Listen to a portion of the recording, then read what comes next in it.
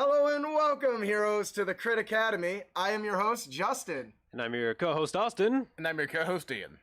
This podcast was created to provide you, our heroes, with new and reusable material for both players and dungeon masters. We hope to inspire you with creative content that we can bring with you on your next adventure. Sorry, I'm having to do this from memory. I haven't done that in like forever. It's okay. We've had so many guests lately, too. I haven't had to say it. Right. I want to take a moment to say thank you for joining us today here at the Crit Academy Studios, where everything's made up and your roles don't matter. Yep, that's right. Your roles are like a D&D game with only bad rulings. Yes, No, I have been at those. awful. I've been at those tables. They're not great. Yeah, they I had to. they're not. I lost my thing here. Yeah, well, All right, so I'm super excited for our show today. Me too. We got some really good stuff. Our main topic today is the top 5 questions to ask to make good rulings in your Dungeons and Dragons game. Now, let's be honest. We all struggle with this, so I'm really excited to get into it.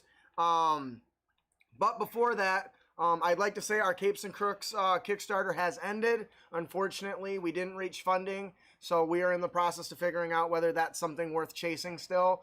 We did have a lot of good support and a push for it, but unfortunately, a couple days before our Kickstarter, another superhero Kickstarter launched. So that was a direct competitor, and that really made it hard. So we'll decide what to do in the meantime. If you're interested, you can still head on over to critacademy.com/capesandcrooks and pick up the playtest and let us know what you think. With that, And I do want to say that those who have looked at it, including other YouTubers, they were quite enthusiastic about it. yes, Absolutely. Yeah. that's just the way. Including Dungeon Dudes, has to be said. Yeah, for sure. And you know what? And that's okay. It's just it was bad timing. So, and that's just kind of what happens. It's how the dice falls, they With say. that, we like to start off every episode by giving away fat loots, don't we? Absolutely. You know enough about that? I know a little bit enough about challenges, so you've ran us through these enough. Yes. I feel like All I right, should know so about I'll them. take care of it. So, once again, That's for fine. one of our giveaways, we are giving away one of our products. For those of you that are joining us for the first time, wherever you may be, we have released a product called Challenge Accepted. 4th edition's best kept secret, in my opinion, is Skill challenges. skill challenges, Skill hands challenges down, because are pretty dope. including those details into your game can be kind of challenging. Haha, see what I did there? So we brought together like 50 of these bad boys, compiled them into an adventure called, or a product called Challenge Accepted, that allows the dungeon master easy encounter ideas, and it gives you all the tools you need to run interesting encounters, such as closing a magical portal with demons coming in through them, or something. Meeting a person of royalty was another one. Trying to negotiate, or investigations, murders, all that stuff is kind of captured in this. So Chase scenes even. yep, that's a lot of fun. So I highly recommend consider checking it out. You can find that at critacademy.com. Who is our winner today? Our winner today is College Stuff 50X. A very, very good name. But don't worry if you didn't win, because you can just head over to critacademy.com and you can subscribe your chance to win by signing up on our newsletter. It's super easy. I was going to say super free, but it is free. So you should just totally do it. It's definitely It's free for that worthwhile. person anyway. For sure, for sure. Looks like my camera froze this time. Yeah, we Yeah, just whatever. can't win, whatever. With that, let us move into our main topic. Let's talk Dungeons and Dragons. That's what we do every episode. Yeah, okay, yeah, we do that every episode. So, do you ever second guess yourself in a ruling in Dungeons and Dragons? All the freaking time. Literally every time. Like, Do you want help ensuring you do the best ruling possible? it'd be pretty great, yeah. Naturally. Of course. Well, if so, then you need to check out the top 5 questions to ask yourself to make good rulings in D&D. As Dungeon Masters, we often find ourselves in this situation where we have to make rulings on the fly. Yeah. Uh-huh. I mean, Yeah. and Yeah. either because it's something that isn't covered in the rules. Well, let's be honest. 5th edition isn't nearly as detailed as some of the previous editions. For better or worse. So I feel, yes. So it has its advantages and disadvantages. So sure. with this, I think that we've managed to, we have to kind of find ourselves in this bubble more frequently than previous editions, or when you're new to the game in general. So we don't always know the rules, and that's okay. Or we just don't have a way to look it up on the fly, or maybe we just don't want to interrupt the flow of the game. And let's be honest, that can sometimes slow down the game, and that can really break the flow. And Especially when there's something really cool going on that your players have done, and you're just Yes. like, man, I really want to keep pushing this forward, but how am I going to use this mechanically? yeah, for sure. So I mean, there's something that comes to mind immediately that I probably mentioned every other show lately, but it's kind of relevant for this topic in particular. okay, do you want to bring that up when Sure. we get to a question that's prevalent on, or do you just want to take it right now? Well, let's take it right now because I think the first question in particular kind of pertains to it. Okay, so what is the first question then? The first question is, does it make sense? All right, let's hear it. Sometimes that's a tough one. Yeah. Right. And the scenario I'm mentioning is, once again, I am running Princess of the Apocalypse, Mm-hmm. and a lot of the dungeons take place in underground dwarven ruins in cave networks. Yep. And in one of said dungeons, they encounter a dragon turtle, and the bard then hit it with polymorph, turned into a regular turtle, and they decided to get rid of said dragon turtle by then walking to one of the long tunnels that are about 10 feet tall, 10 feet wide, Mhm. yeeted the turtle down as far as they could, and then shut down polymorph. Let's see. A dragon turtle is 25 by 25 in area. Okay, so basically the area was significantly smaller Yeah. than the dragon turtle. Yeah. So you had to decide, okay, what the hell happens in this situation? Because there's literally no rules about it.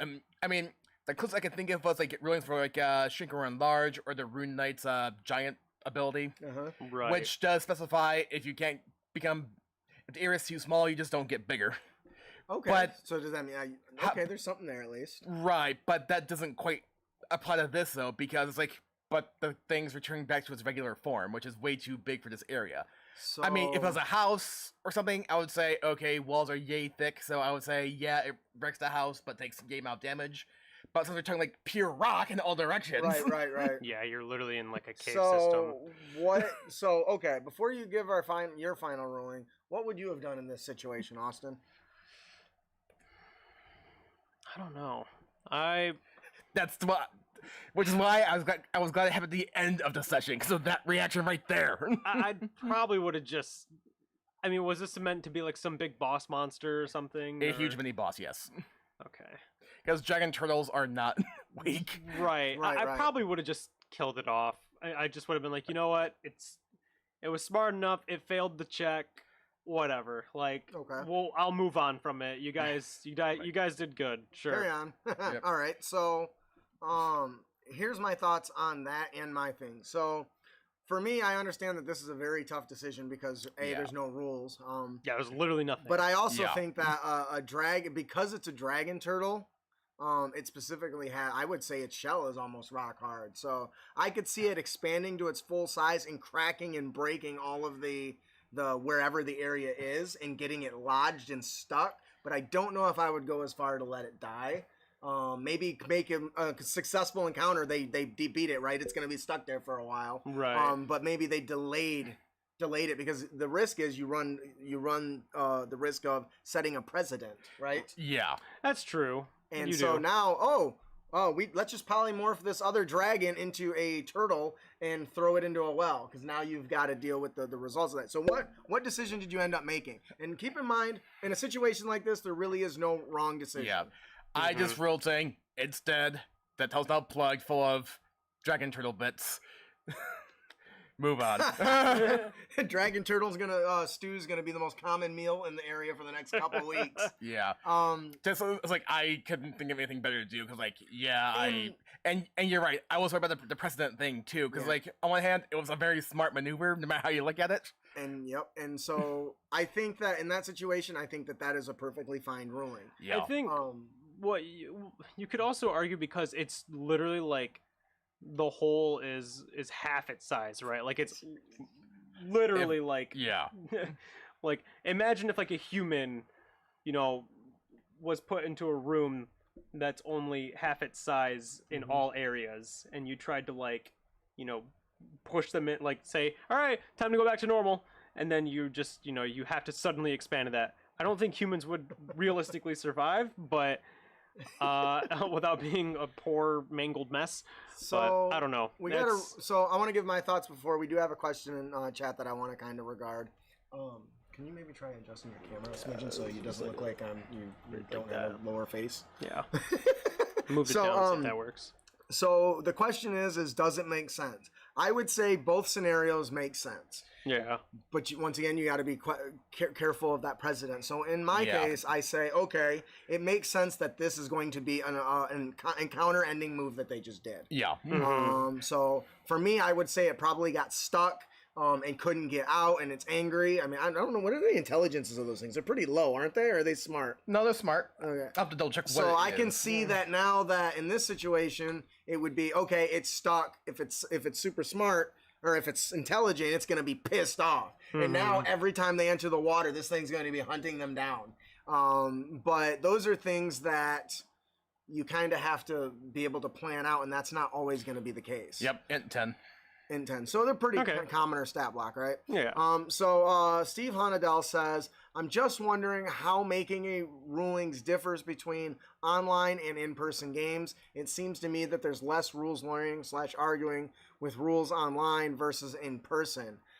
I haven't noticed that. I have not either. My comment was, I feel like for me anyway, online versus offline hasn't really made much of a difference.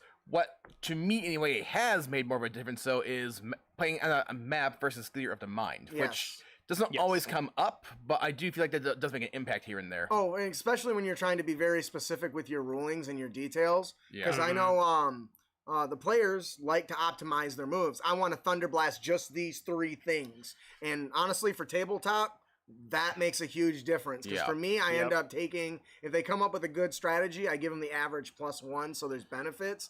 But very rarely, and especially in small areas, are they going to be able to get the full benefit. So, but that definitely is probably the most time an issue like that's going to come up. Like for me, like the biggest example I can think of is like let's say like somebody like casts like Cone of Cold or Fireball, and like Fireball hits everybody. Right. Well, because on a map, there's just no question about that. Whereas with theater of the mind, the deal's like, okay, you hit yay amount of people, and I've lost count how many times I'm hit.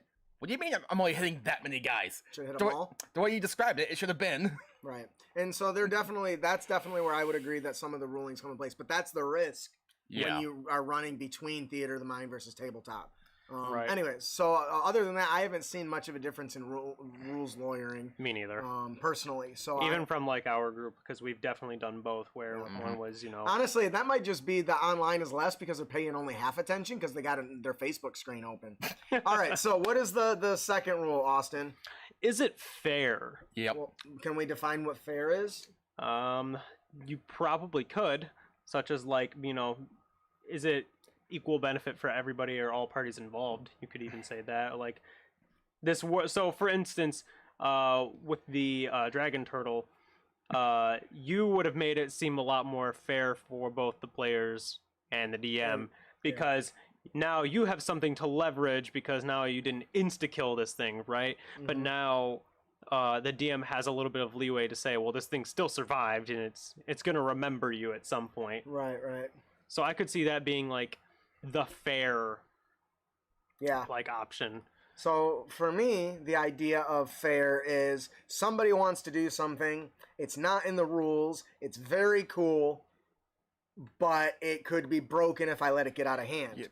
So for me, I'm always on board of letting something happen once when somebody comes up with a really cool idea. But I always preface it with, okay, that's really cool. That's not normally how it works, but I think it's fair that I want to reward that creative thinking, so I'm going to allow you to do it. But in the future, that's not going to work. Yep. Because in my opinion, it's fair to say they came up with this really cool creative idea. I still had it on your face, sorry. Came up with this really cool creative idea, and then just to say, no, you can't do that. No, is it? And we're going to get into more of these questions, but what to me makes it fair is that the player is happy. And it doesn't, I don't got to worry about it breaking my game later. And it makes sense that the character would be able to do that, which goes back to the first question, which is, does it make sense? So those kind of tie together to me. Like, I personally don't take that approach, which is okay. Is it fair? No, from the, allow it just a one time. Okay, I gotcha. Because to me, in my mind, when I'm a DM, I'm like, okay, if I allow it once, I feel like I have to allow it every single time. And I can't see the argument both ways on this one, to be fair. For sure.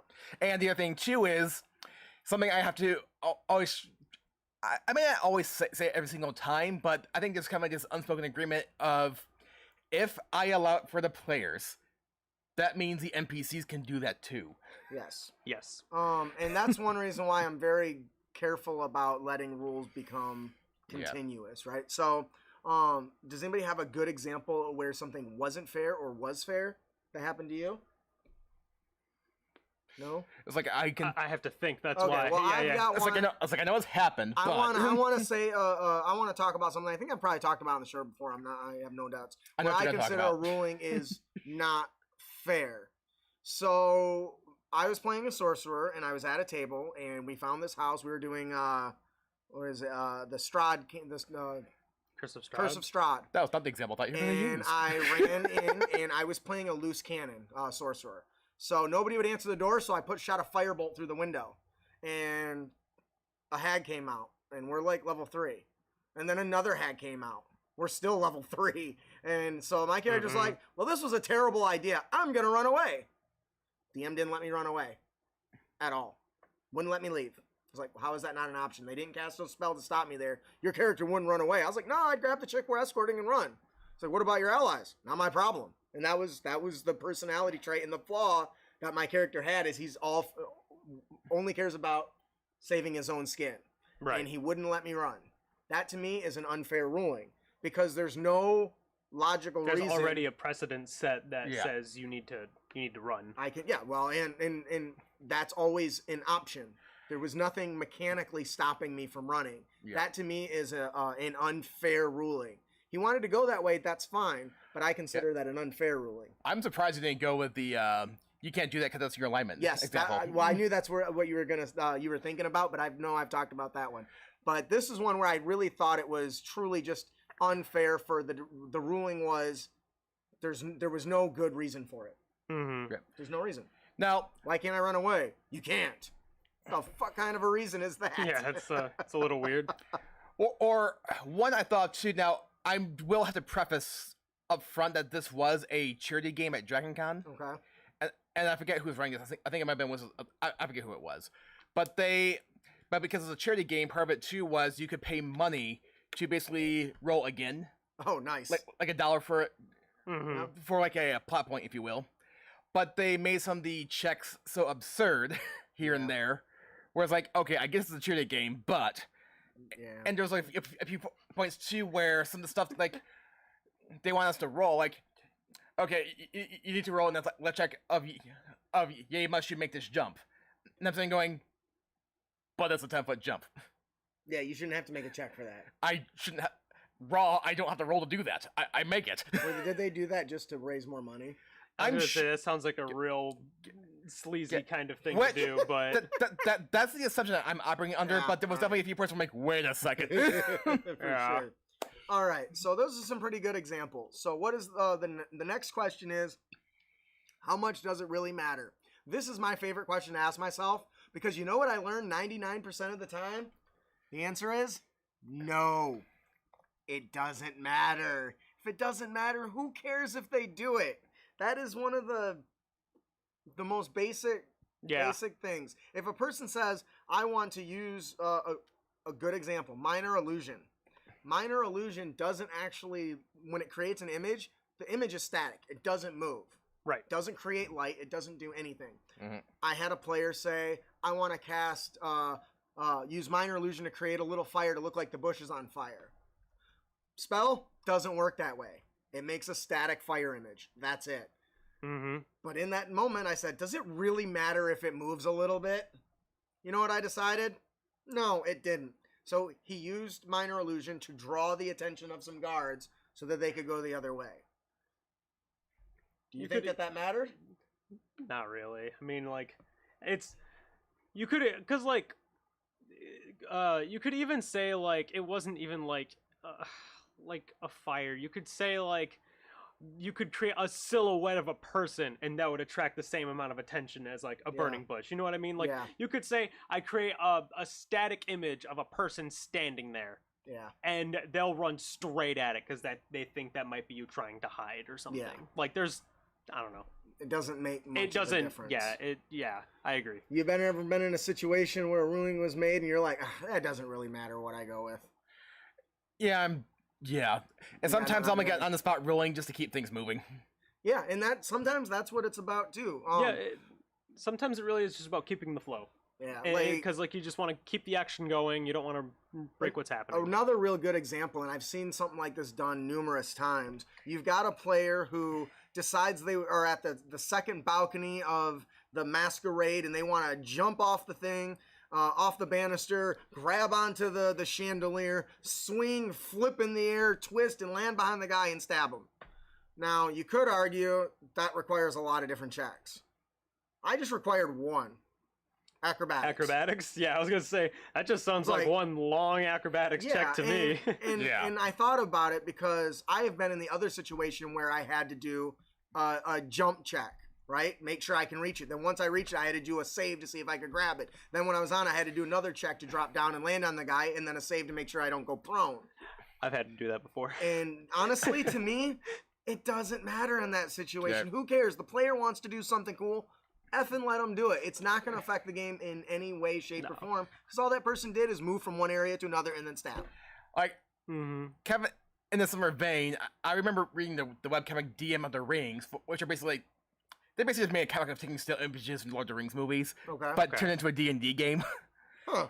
And there was one point where like the players playing Legolas was going, "Hey, so we're fighting the elephant. What if I?" And then he just described the scene of like Legolas taking down the elephant, and it shows like what was going on in the background of the movie. Mm-hmm. Yeah. But he like described it very thoroughly, and then the DM then said, "You still do the same amount of damage. You're just now rolling acrobatics checks for some reason." So, but it looks cool. So that actually brings up another point. So we could tie this back into the previous question. Question. So if the person wants to do that, doesn't make sense. Hell yeah, he's a rogue. He can flip. He can parkour off shit. It makes sense he can do that. Oh yeah, he's trained. And is it fair that he's going to have to do all these rolls for the same amount of damage? Or should there be some sort of reward for him engaging in that? See, that's the fun part, because that means the DM can be like, oh, but I can do some real fun stuff because you did some real fun stuff, so that means I can bend my own rules a little bit for this particular situation. Because of situations like this, I came up with my own rule. I take the falling damage if you're going to land atop somebody, and I add that to the roll. That's a good one. Because I am leveraging existing mechanics. Yeah. And so for me, that not only is fair, because now I'm rewarding the player for this really cool thing, because what if they fail? There's going to be there's going to be a consequence, yeah. So you want to, now they got a succeed attack roll and an acrobatics. You kind of want to give them a little extra, which kind of leads into the next question. Does what the ruling you're trying to make change the story and campaign in any way, shape, or form? How often has that been the case for you guys? Not very often. I mean, Zorax has done some pretty horrible things that radically changed stories, but I allowed that, and we talked about it previously. Yeah, so that's not even like an on the fly decision. So that was a little more like you gave us a plot point, and we were like, okay, so what can I do with this son of a bitch? Yeah, like how far can I take this thing? So that's a little bit of an exception there. This, I think, is the biggest one when you're making a ruling decision. If a play, especially when magic is involved. Yes. Because people, especially as you get higher in levels, people want to do more and more with the spells that they have. Yeah. And especially when you play like things that alter the world. So like a good example is one of my friends, we were doing the Storm King's Thunder adventure, and they were underwater. And so she cut out a chunk. She used like stone melding or stone whatever. Stone shape to create a canoe.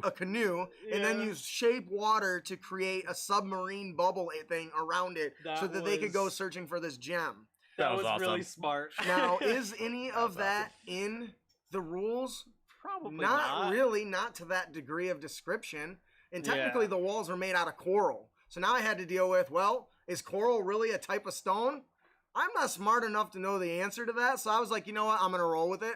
Because guess what? In the grand scheme of the story, it's not going to change nothing. It's just going to make them get to the gem in a different way than the book says they have to. And they got there. That's all that matters. And how rewarded do you think that player felt? Also, can you imagine the story that came with it? Yeah. We're in an underwater coral canoe, bending water around us, fighting a kraken. Like, it was the craziest shit. Yeah, it was just it was just there collecting my warlock too. Yeah, it was so wow, what a time. And that was crazy. And so that's the fourth big question is, which actually also goes into our last question, which yeah. is, does it add fun to the group? That moment absolutely Yes. did. Are you kidding me? We all kind of looked at it like, that sounds badass. There were so many. I could feel everyone's eyes on me. Like, what is he going to do? Like, that all sounds really cool and would be such a shit show if I said no. So that was where these sorts of questions kind of come into my mind as I'm deciding whether I'm going to allow this. Yeah. Now, obviously, I did, and guess what? It didn't break my game. It just redirected it. I went off the rails a little bit, but we got back on. Yeah, I still remember like that mental image of like some giant just sitting there in like their underground submarine port, if you will.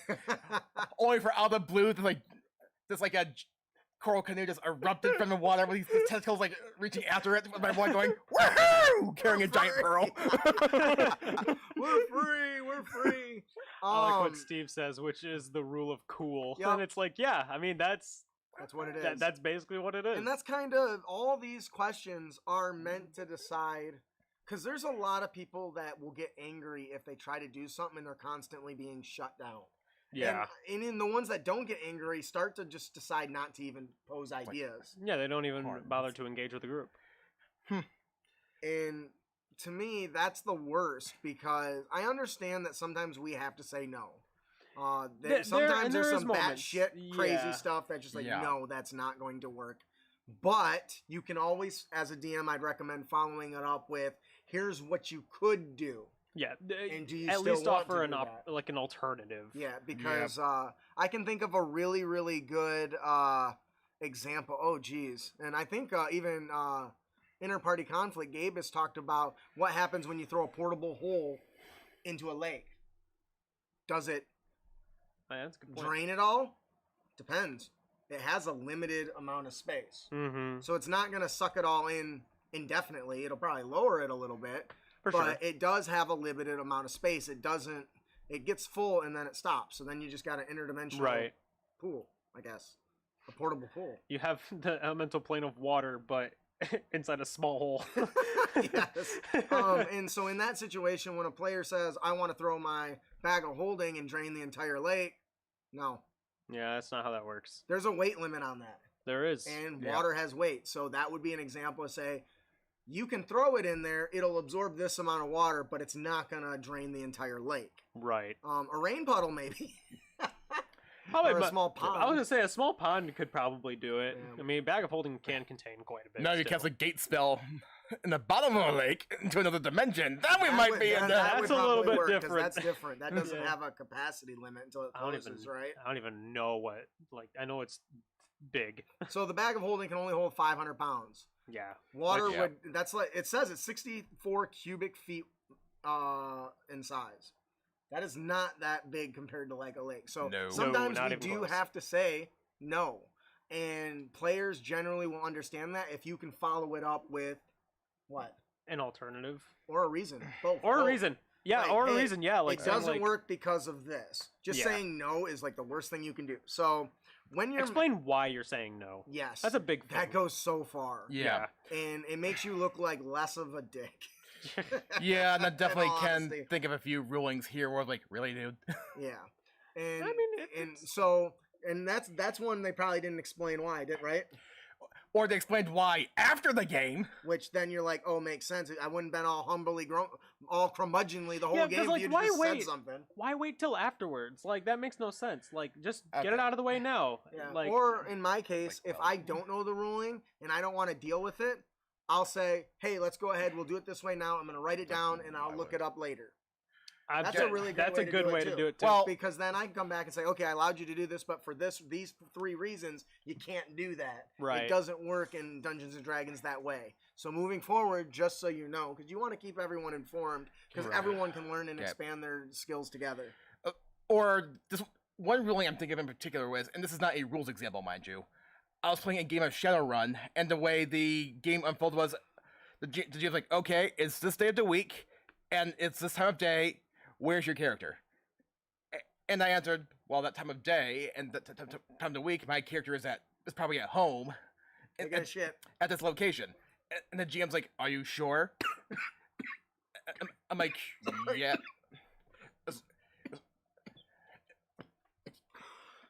I'm so sorry. Yep.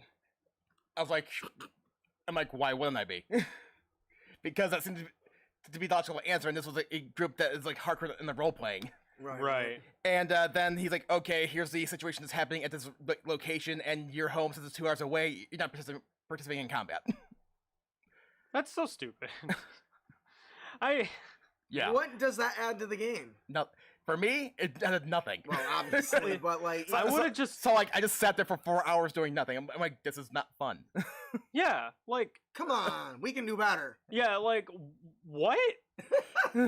We can do better, people. Let me just, as a DM, because of your uninformed decision that I gave you, because I didn't decide to inform you at all, mind you, I gave you no information to tell you anything of what's going on, you can't play the game today. God, that sucked. I would have left. I would have left 40 minutes. Yeah. And the GM even said at the end, when the GM gives you a hint, you take it. What hint? Just be Are you straight. sure?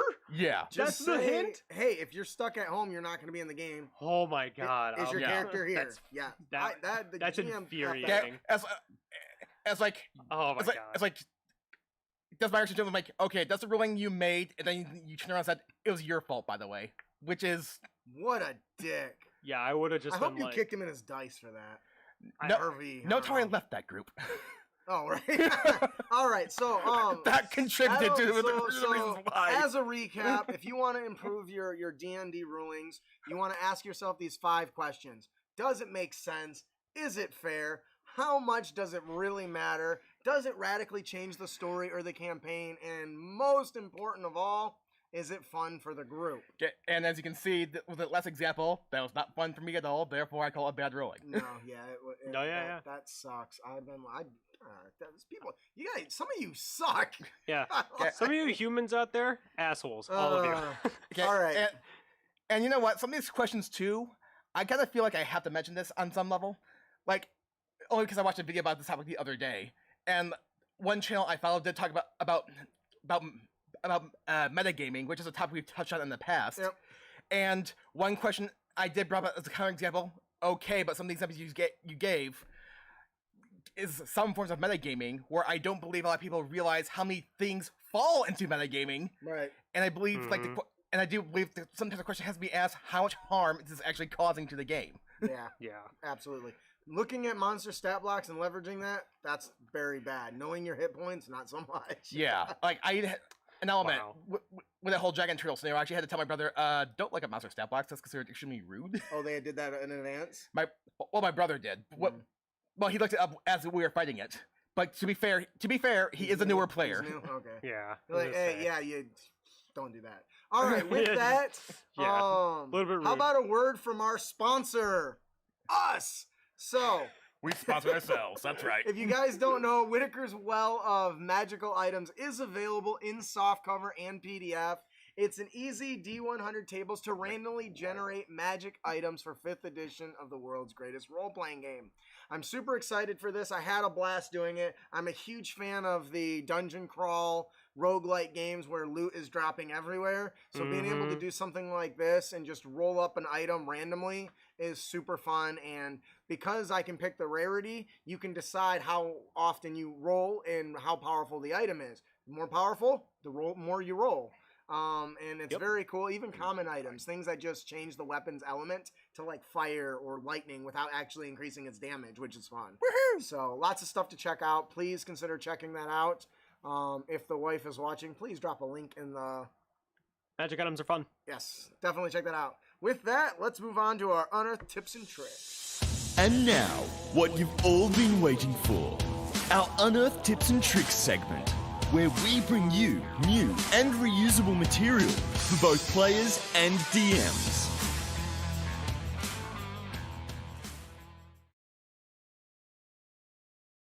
Done. Alrighty. Our character concept for our Unearthed tips and trick today is Grayson Silvertongue Nash. The description: a man with a thick-toned arm and paunchy gut. He tends to wear heavy leather coupled with his rolled-up shirt sleeves. This gives him a very calm, relaxed look. His black hair is cut short. He is missing an eye, and his face is severely scarred, with one remaining eye shines with amber. His personality: he trusts no one. That's like every rogue ever. Yeah. He is not readily capable of forgiveness, and his ire never leaves him. Ooh, man, that could be inconvenient. He is an exceptional liar with equally exceptional compulsion to do so. Like, just lies for no reason. How was the meal, Dave? It wasn't good. I thought you said you liked it. Yeah, I know. Yeah, it's just Known for his sharp tongue, temper, and sharper sword skills, Nash was one of the few pirate captains to build and maintain his ship from the remains of those he pilfered. Wow. In his history, his piracy career was cut short by a strange mutiny, however, and he was abandoned to the magistrate who had been hunting him since he'd raided a ship carrying valuable artifacts. Can you imagine what his motivations are going to be? Revenge. Since the mutiny against him, he has been meticulously hunting and killing the mutineers who betrayed him and stole his vessel. I'm always such a fan of revenge stories. What do you guys think about this? I've said my piece. That's it? I'm a huge fan. I love revenge stories, dude. They're so easy to just attach to and to just say like, "Oh, this is my motivation." What's your motivation? Because I wish to have vengeance on the people who betrayed me. That's good motivation. That's good motivation to me. Oh yeah. I'm gonna say that like every time. Oh, But I that's do funny. love the whole piracy thing. I think that's a really fun theme, especially for the roguish types. It's just easy to get into. Like, this character you can kind of just like plug and play almost anywhere. Oh, yeah. I really like that. You What do can you think? Oh, go ahead. I was gonna Sorry. say you can always just plug a pirate in any story because they're gonna be somewhere because there's probably something valuable, and if there's any value anywhere, there's a pirate. I didn't actually transition that. What do you think, Ian? I love pirates. This is a pirate, therefore I like it. I'm glad we're on the Wow, same page. A man, a few words. I like it. All right. With that, we'll move on to our monster variant. Austin, would you be willing to take that so I can do something here? Sure, I'm taking it, Ian. What was Ian gonna do it? Well, I made it yeah. blue. Oh yeah, okay, go ahead, Ian. You got it. All right. My bad. Let me. I'm not taking it, Ian. The monster variant today is the Zarandur. I did it just as fast as I could. The origin step is the Otyug. That is how I'm pronouncing it, and I'm sticking with it. I'm about it. The lost features are the limited telepathy, the bite, and the tentacles. Its new feature is its strength scores go up to 20, and intelligence goes up to 10. It also gains titanic strength. Its movement is not reduced when grappling 2 or less creatures. My God. It also gains the ability 4-armed assault, so I guess it has 4 arms. Awesome. Basically, plus 8 to hit, 2d8 plus 5 bludgeoning damage, and if the target is a creature, they must succeed on a strength saving throw or be knocked prone. Fair. Yeah. You also gain Slam, similar attack modifiers, same damage modifier, and if the hit creature is medium or smaller, it's grappled. And is restrained until the grapple ends. And it has 4 arms, which we've firmly established, and each one of them can grapple 1 target, so they can grapple up to 4 dudes. That's awesome. God. And if the Zarandar uses 2 or more of Shit. arms to grapple a target, the target has disadvantage on the check to break free. That makes total sense. Yeah. No, yeah, that makes sense. So, get your Goro on in this case. Yeah, no kidding. Hey, I don't want to be sued. They also know Body Slam. The Zerander slams creatures grappled by it into each other or onto a solid surface. And each creature must save, once again, a DC 15 con saving throw or take 2d6 plus 5 damage bludgeoning damage and be stunned until the end of the Zerander's next turn. Oh my god. On a successful save, the target takes half the bludgeoning, but is not stunned. I call that a pretty good trade-off. Yeah. And Staggering Rock. You chuck a rock. Yeah. Keeps it pretty simple, right? I like it. Range, short range, 600, long range, 240. And if you're hit, you take 3d10 plus 5 bludgeoning damage, and the speed becomes 0 until the end of the Zerander's next turn. Sucker. I had to Wow. Google synonyms for stun because I couldn't say stun. Okay. Wait, is it till the creature's next turn or the Zerander's next turn? Until the end of their next turn. So Okay, when they so- hit the target. So the creature's next turn. Yes. There we go. All right, and Fixed. he's got one more power. Yes, it has a reaction. When a creature successfully breaks a Zerander's grapple, it can use its reaction to attempt to grapple the creature again. You're not getting away from this sucker. This was a very fun character to design. Goro was certainly the inspiration for it. I'm not gonna lie. Okay. That new Mortal Kombat came out, and I wrote Yeah. that I wanted to build something similar to Goro. Obviously, I can't call it Goro. No, yeah. Though I did call it like Goron or something, and then I ended up, when you type that in, then a bunch of Legend of Zelda crap comes up. Yeah. So then I ended up going into a different language and typing like forearms or something. That's pretty good. And that's where the Zinrunder comes from. And this is a really fun, this is definitely something your players won't expect, to have one giant person just choking them all. Like, that's hilarious to me. And I love the idea of I play a lot of characters that like to be in the front and just like grapple and just grind it out with Yeah. the big bad evil guy, which is just me punching him and him punching me, and we're just going till the last one standing. Like, Yeah. and this is the embodiment of whatever that fight would be for me, and I'm all about it. So this could create some real memorable, like your barbarians running in the front. And he's like, "Don't worry, guys. He may have 4 arms, but I have 2 really big arms." And then they just start hitting each other. Like, it'd be fun. I don't know. I could see some real fun stuff about it. Fantastic. Anything else on this? No, He's just designed to choke and smash bitches. That's yeah, it. and that's great. I love it. I love simple designs like that every once in a while. All right, with that, we will move on to our... What is this? The encounter of the podcast. That's the one. That thing. Wandering Travelers. The characters encounter a draft horse pulling a battered old wagon. Accompanying the wagon are 1d6 minus 1 people, which means there could be nobody. Use the commoner stat block unless otherwise noted below. If the die results that no commoners are present, that means the drivers are either missing or dead, leaving the horse and wagon unattended. If 1 or more people are present, assume they are guiding the wagon towards the nearest settlement. The encounter might be one of the following. We have a list here, so stand by with me, everybody. Yeah. First option is friendly furriers transporting 3d6 bundles of animal pelts worth 100 gold pieces per bundle. Nice. That's pretty easy, pretty nice. That loots. Yeah. Evil characters are going to have a blast. Friendly peddlers transporting 4d6 10-gallon kegs of fine bourbon toe ale worth 8 gold pieces each. See what I did there? I do Yep. like that. It never leaves. I love it. Friendly minstrels looking for the next town tavern, inn, or tap room to perform. Hostile bandit berserkers posing as friendly traders, transporting Nice. a stolen wagon laden with foodstuffs for their camp. A family fleeing their homestead in the wake of a monstrous creatures, a hive of ankegs perhaps, Yeah. attacking and setting up a nest in their village. The wagon contains their food and their mundane Did belongings. you add that? No. Oh, A friendly merchant transporting 2d6 pigs worth 5 gold pieces each. Any other persons present are adventurers hired to ward off bandits and other threats. Evil characters beware. Hostile mercenary veterans transporting 1d4 crates, weapons, and arm. Let me redo that one. Hostile mercenary veterans transporting 1d6 crates containing weapons and armor to their allies in a nearby settlement. And that's the encounter. So What do you guys think? basically, yeah, You can springboard off this in so many ways. exactly. This is your beginning of your plot hook. This is your you're on the road traveling and you somehow manage to cross a random, random wagon. You could, and I like the idea that there's the possibility of nobody.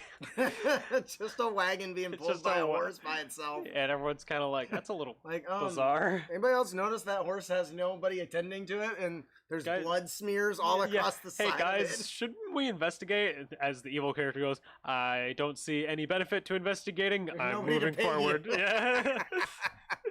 There's no Bastards. benefits for me there, except for maybe the horse. I could sell the horse. Oh, that's funny. Yeah. You got anything, Ian? I kind of read all the friendly stuff, and like I keep thinking of players who keep saying they're good, but they keep doing really evil things. Yes, that happens a lot. Your Or alignment You can characters are say never you're good, but your actions speak louder than the word in your character Yeah. sheet. Yeah, and by that point, I actually will tell people, be like, "Hey, change your alignment to evil because you're not good. Like, you might say you are, you're not. That's what makes you a perfect evil character." Or I remember, okay, I once again use my brother as an example for one of the side quests, if you will. They basically came across a ruin which was ransacked, and the orc chief who was buried there came back as a revenant saying, "My grave was sacked. I want my stuff back." Oh my goodness. And I kept on trying to make it very clear he knew where his stuff was because he could sense it. You can sense it. I like that. And my brother kept on like trying to keep some of the stuff, including like the magic item. and they kept He knows you got it, dude. right.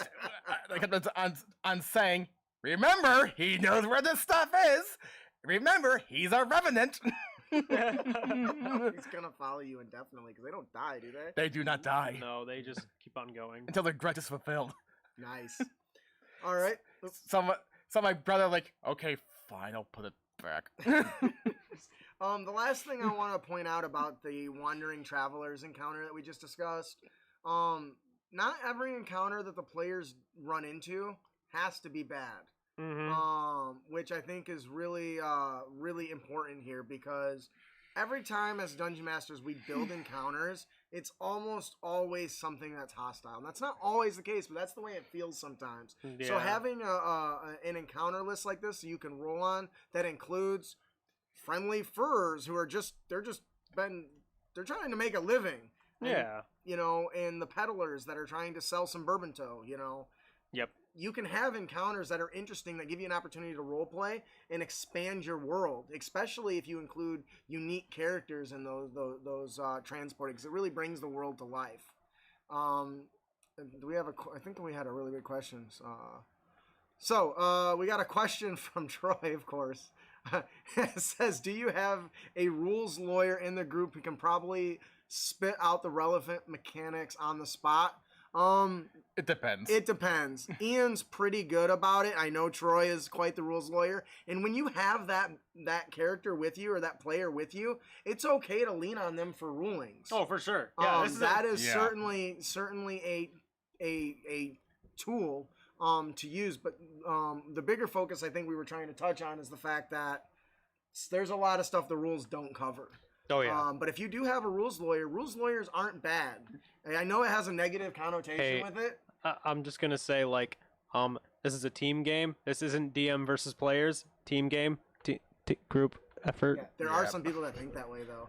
Yeah. And they're Those crappy people are DMs. wrong and dumb. Yeah. Unless the whole group is agreed that that's the way it's going to be. Yes, but that.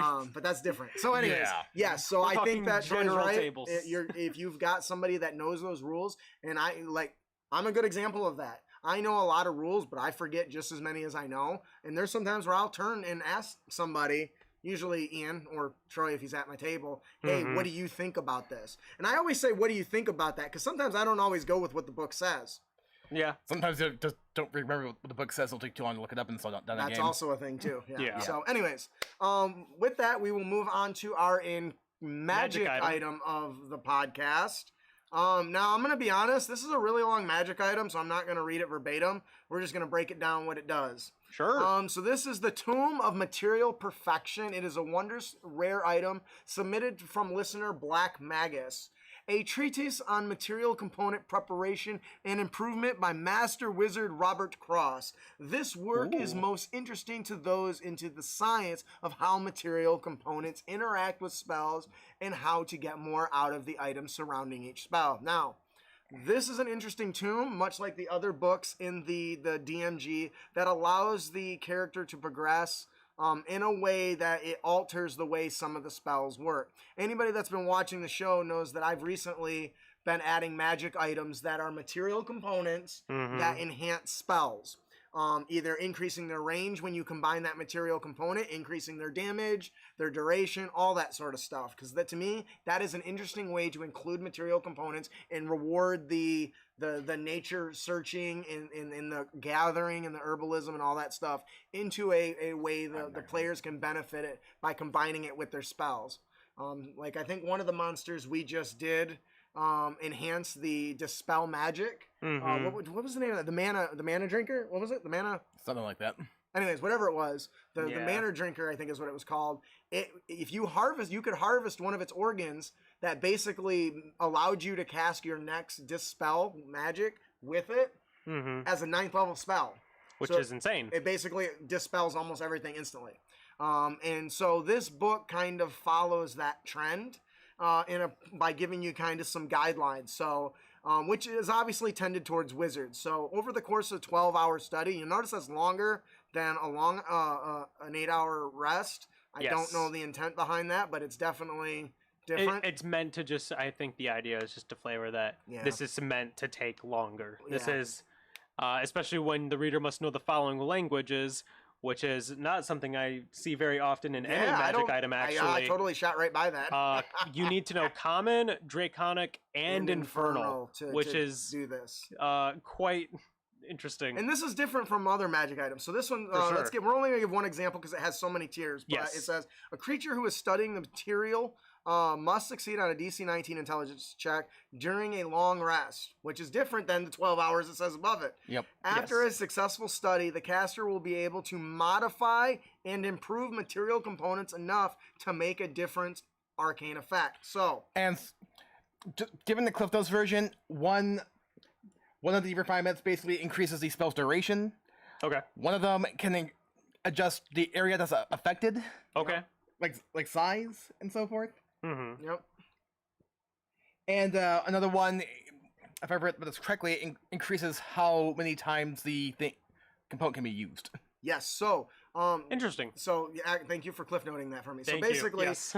This is a long magic item. You can find it at critacademy.com in our blog section for today's It is episode a show notes. few paragraphs. But what it does, it allows them to successfully apply these effects to enhance their existing spells, which I just think is cool. The very last one you mentioned, which is actually the hardest one, it has the highest saves, basically says when you have a component that is consumed by the spell, you basically get to use it twice before the spell is consumed, or the component is consumed. And I thought that was just awesome. It's nice touch. I think Black Magus did obviously put a lot of work into this. Yeah, it's amazing. It's a lot of detail, so something to consider. It really kind of sets the bar a little bit higher for to really take the flavoring a magic item to give it obvious history and whatnot. Yes. I really like the idea that it requires more hours of study, that you need to know the following languages. You have to be practiced in some way, shape, or form. And this item is clearly dedicated to the science of the material components. So a character would have to be particularly interested in doing and that's this. what's interesting, because unlike some magic items, it isn't tied to wizard, even though it's clearly meant for a wizard. Exactly. So that means anybody else that takes interest in that can apply it. Of course, they're less likely to make the intelligence check because everyone dumps that. So the skip we could, and then for example, an artificer. Yeah. Yes. Yeah, absolutely. And I think that's another part of the beauty of it. This is a really well-crafted item, and I think everyone, including ourselves, should take notes on this. Yep. So, thank you. I learn a lot from other people. That was awesome. With that, Ian, would you like to tell us about our Dungeon Master tip? Today, our Dungeon Master tip is fantastic settlements. Not terrain. Settlements. In the magical world of the D&D game, most settlements follow a set of patterns, but fantastic exceptions abound. Cities where magic or monsters play a significant role in government, defense, commerce, or organizations. You can use these variations to inject a fantastic flavor to the settlement your characters visit. I see what you did there. Yeah, you wrote it. Oh. Rather give than you a a little noble credit. lord who's nothing more than a titled aristocrat, a town or city might be ruled by a wizard, perhaps a retired adventurer, whose magical powers take a personal retinue of soldiers unnecessarily. Or what happens when a dragon decides to take over a city, or a mind flayer secretly controls the baron, steering a city towards its own mysterious purpose. What if the ruler is a lich or a vampire who installs undead in positions of power? As those examples suggest, not every settlement in the D&D world is a point of light in the darkness. Some are part of the darkness. Ah, that's nice. What do you guys think about this? This actually is a really good, because like, even though we just said not every encounter has to be like an evil encounter, this also is the flip side of the coin of not every city has to be a beacon of hope. Yes, yes. Well, and this is really good because it makes some good points. There may be a city that's fully protected under a lich, right? The Oh yeah, lich- for sure. It's the its lich domain. is evil. The lich is evil. Yeah, They're yeah. bad, but they're doing good to help push their bad agenda. Yeah, Right? yeah. So they might protect all these people from other monsters only so that they can use them for something else. So how would the adventurers be treated in a city where they want to kill the person who's protecting them all because they perceive him as evil, and they are doing evil acts, but are also doing some good? Like, That's where the fun part begins. moral ambiguity. I love it. That's there's no right answer. Not every city is a beacon of hope. I love that. I keep picturing like this one town or village, castle, what have you, just minding some business, just doing some regular thing. And out of the blue, a dragon flies out of nowhere, lands on top of the tower, and goes, "I'm king." Who's gonna argue with the dragon? It's like, who made you king? Me. Or like that's when you see the lich come out from its tower and be like, "Get out of here!" and it zaps the dragon. and See, it's now like- that is a cool encounter where the players show up and there's a battle between a lich and a dragon for supremacy of that little village. I'm getting in the middle of that. I'm gonna die if I do. But that's the kind of things that should be happening in your game Oh, absolutely. all the time. Yep. But let's be real here. Most characters will look up Jen and go, all hail Lord Breadscales. Because they're not going to argue. Ah, yes, Lord Redskills and Hollowed Skull, my two favorite lords of this kingdom. Guys, we need to get the fuck out of here. Run. We need to leave. All right. Stock up and go. And Matt's like, next thing you know, the lich turns the dragon into a Draco-lich slave. Oh my. Oh, yes. That is awesome. That'd be so crazy. But Oh, see, the that's stuff just that'd be writes good- itself, Yeah, man. I it love really it. does. So- Yeah. Now I'm thinking So- about one time where during the playtest when this was not raw, mind you, but the drill was riding a Tyrannosaurus, and I'm like, and they're fighting undead. I'm like, I like now kill a Tyrannosaurus and turn into an undead T-Rex. You can do that? Why not? No, but Oh. Why not? All right, I think that'll do it for our Dungeon Master tip. Fantastic settlements. And now- Austin, would you like to tell us about our player tip of the podcast? don't be a dick. And you can avoid dickitude by listening to Austin. By building character. Do this. Your choice of race for your player character establishes many of the fundamental traits that define your role-playing experience.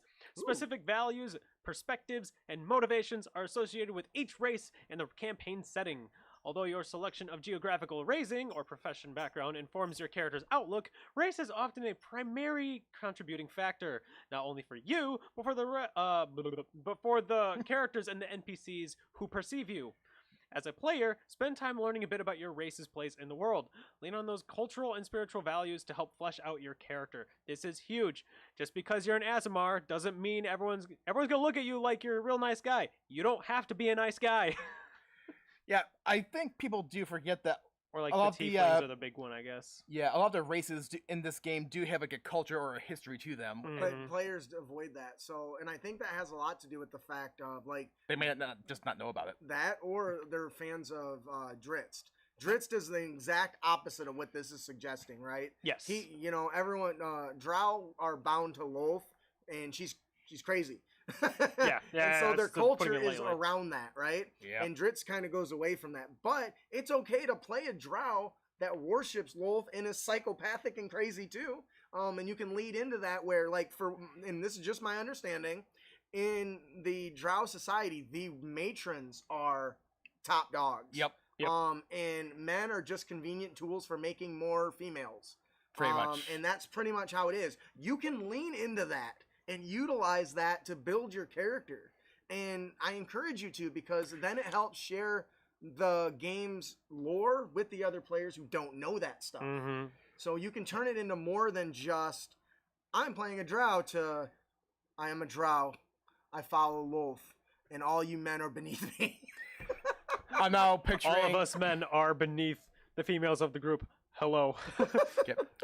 I'm now picturing this one webcam which shows like actual D&D experiences, and one of them was when, for the first time, the paladin cast Detect Evil, and it went off immediately.